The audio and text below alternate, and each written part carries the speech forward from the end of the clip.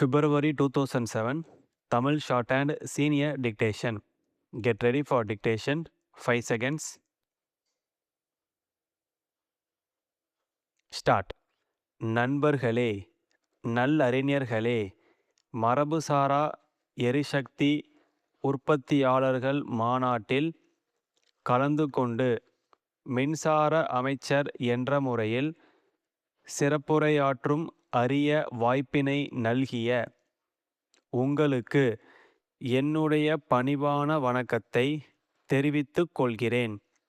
ஒரு நாட்டின் வேகமான வளர்ச்சிக்கு இன்றைய தினம் மின்சாரம் முக்கியமான தேவையாக கருதப்படுகிறது.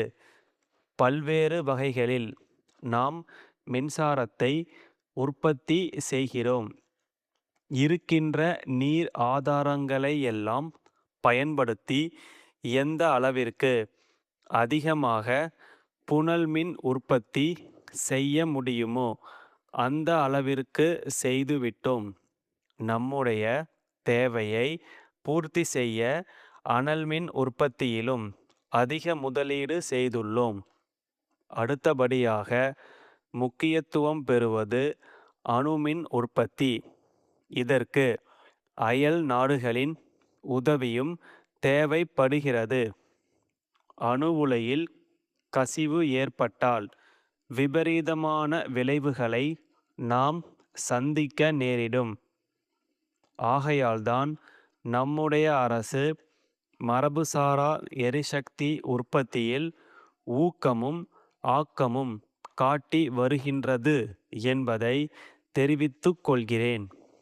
விவசாயிகளின் வீடுகளில் சாணத்தை எரிபொருளாகவும் எருவாகவும் பயன்படுத்துகின்றார்கள்.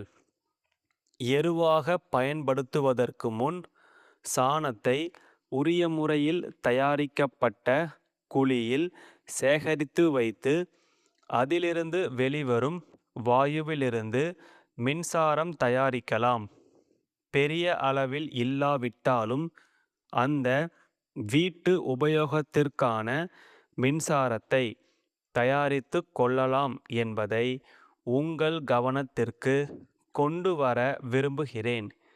வெளிநாடுகளில் சூரிய சக்தியிலிருந்து மின்சாரம் தயாரிக்கும் முறையைப் போல நம் நாட்டிலும் தயாரிக்க திட்டமிடப்பட்டு பல மாறுதல்களுடன் இப்போது நடைமுறைப்படுத்தப்பட்டு வருவதை நீங்கள் பார்த்திருப்பீர்கள். அதனால் சுற்றுச்சூழலுக்கு பாதிப்போ சுகாதாரக்கேடோ ஏற்படுவதில்லை. ஆகவே வீட்டுக்கு தேவையான மின்சாரத்தை சூரிய சக்தியிலிருந்து பெற்றுக்கொள்ளும் திட்டத்தை விரிவுபடுத்த அரசு நடவடிக்கை எடுத்துள்ளது என்பதை தெரிவித்துக் கொள்கிறேன். அடுத்தபடியாக காற்றிலிருந்து மின்சாரம் தயாரிக்கும் திட்டம் இருக்கிறது. தென் மாவட்டங்களில் இத்திட்டம் தீவிரமாக செயல்படுத்தப்படுகிறது. காற்றின் வேகத்திற்கு ஏற்ப மின் உற்பத்தி இருக்கும். அதற்கு தகுந்தாற்போல் காற்றாலைகள் அமைக்கப்படுகின்றன. சொந்த தேவைக்கு போக எஞ்சிய மின்சாரத்தை மின் வாரியத்திற்கு விற்று விடுகிறார்கள். அதை போன்றே கடல் அலையிலிருந்து மின்சாரம் தயாரிக்கும் ஒரு திட்டமும் பரிசீலனையில் இருக்கிறது என்பதை சுட்டிக்காட்ட விரும்புகிறேன். இத்தகைய திட்டங்களின் மூலம் படித்து வேலையில்லாமல் இருக்கும் இளைஞர்கள் பயனடைவார்கள். சுய தொழில் வாய்ப்பு பெருகுகிறது. செலவு குறைவாகவும் இயற்கை சூழல் பாதிக்கப்படாமலும் இருப்பதால் அரசும் அதிக அக்கறை காட்டி வருகிறது. இத்திட்டங்களை செயல்படுத்த விரும்புகின்றவர்கள் ஆங்காங்கே நிறுவப்பட்டுள்ள பயிற்சி கூடங்களில் இலவசமாக பயிற்சி பெற்று கொள்ளலாம். பயிற்சி காலத்தில் உதவித்தொகையும் வழங்கப்படும் என்பதை தெரிவித்து என் உரையை முடித்துக் கொள்கிறேன். வணக்கம். திருநெல்வேலி மாவட்ட ஆட்சித்தலைவர் திரு. குமரவேல் சென்னை மருத்துவக் கல்வி இயக்குனருக்கு எழுதிய கடிதம். ஐயா, நெல்லை மாவட்டத்தில் கடந்த 2 ஆண்டுகளாக கோடை காலத்தில் ஒரு வகையான தொற்று நோயால் கால்நடைகள் பெருமளவில் இறந்துவிட்டன. அதனால் அவற்றை நம்பி வாழ்க்கை நடத்தி கொண்டிருந்த ஏழை எளிய விவசாய பெருங்குடி மக்கள் பெரும் துயரத்திற்கு உள்ளாகி இருக்கிறார்கள். வறுமையின் கோரப்பிடியில் சிக்கிய சிலர் வாழ்க்கையை தேடி பிற மாவட்டங்களுக்கு குடிபெயர்ந்து விட்டார்கள்.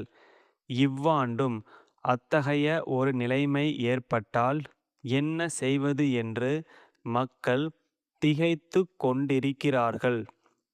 அவர்களுடைய அச்சத்தை போக்க வேண்டியது மாவட்ட நிர்வாகத்தின் கடமையாக இருக்கிறது. கோடை காலம் நெருங்கிக் கொண்டிருக்கிறது. நோய் வந்தபின் தடுப்பு நடவடிக்கைகளை மேற்கொள்வதை விட வருமுன் காப்பதே சாலச் சிறந்தது. ஆகையால் இம்மாவட்டத்திலுள்ள மருத்துவக் குழுவினருக்கு உதவியாக தங்கள் கட்டுப்பாட்டில் வருகின்ற சிறப்பு மருத்துவர்கள் சிலரை அனுப்பி நோய்க்கான காரணத்தை கண்டறிந்து தகுந்த சிகிச்சையளித்து மக்களுடைய பீதியை போக்க ஏற்பாடு செய்யும்படி அன்புடன் கேட்டுக்கொள்கின்றேன். தங்கள் நம்பிக்கையுள்ள ஸ்டாப்.